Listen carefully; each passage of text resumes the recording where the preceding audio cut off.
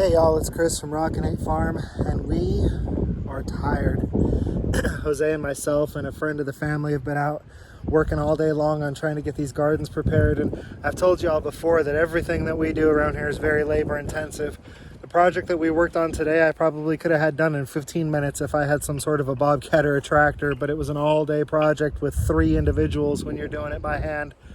Jess was out here helping for a while too. She's actually not feeling well lately. She's very anemic. So for any of those who follow our channel and are the types that pray, if you wouldn't mind offering her up in prayer, that would be fantastic. We got to get her feeling better because she is definitely the cornerstone of this family. But the project we've been working on for the last couple of days is getting everything cleared out and getting everything kind of ready so that we can expand the garden. So it's all multi-phases, you know, it's like I'm working on boxes, we're cleaning stuff out, we're gathering fence material. So some of what we've done is like this pile right here, there used to be a box around that.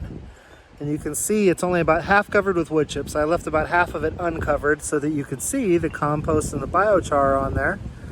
Then we'll cover that up with wood chips, and I'm not planting anything in this right now, so I'm gonna toss a tarp over it and stake that tarp down so that it just kind of can decompose and cook and gain fertility. And then when we get ready to plant into it, we'll add some organic fertilizer and top off some wood chips if we need to, and we'll see where we go. But that box we moved, let me see, try not to step on my walking onions here.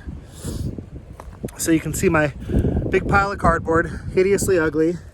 But the reason we have the big pile of cardboard is because we come in here and we lay the cardboard down on the ground, put the beds on top of it. This bed right here is the one that was over that pile I just showed you.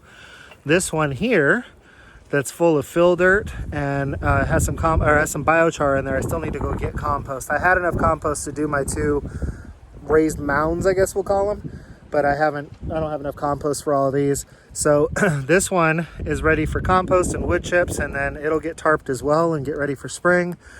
But we put all the cardboard down basically as kind of a weed blocker. And also, believe it or not, cardboard is kind of like worm candy. They get in there and the cardboard really kind of attracts them, along with the sweet feed that I put in there. So I'll throw some sweet feed down, and then I'll put some fill dirt in, and then I'll put some biochar in, and then I'll put some compost in, and then I'll put some wood chips in. And that layering, almost like a lasagna, seems to do really well for me. It seems to be very fertile, and it gives us a lot of really good growth. So here is, excuse me, try not to flash you too bad in the sun there. Here's my other box. This is the one that I built. It's complete now, and I want to try and build at least 3 more of these, but I do have to go get some 2x4s. I do not have any more 2x4s to build any more boxes with. So I'll get my hand out of the camera there. So yeah, these boxes here, same thing. I'm building them over by the barn. We're bringing them over in pieces, assembling them here, and then starting to fill them with dirt. So I'm actually probably gonna have to find some more people that have moved recently and get my hands on some more cardboard. But the big project for the last couple of days is, you can see Jose back here, and you see those 3 pallets of bricks. Well, those pallets of bricks were all in that area right there. You can still see some bricks. We basically got tired enough that I said, okay, that's good enough for me to get my fences in, and we stopped. Because it was just piles of bricks.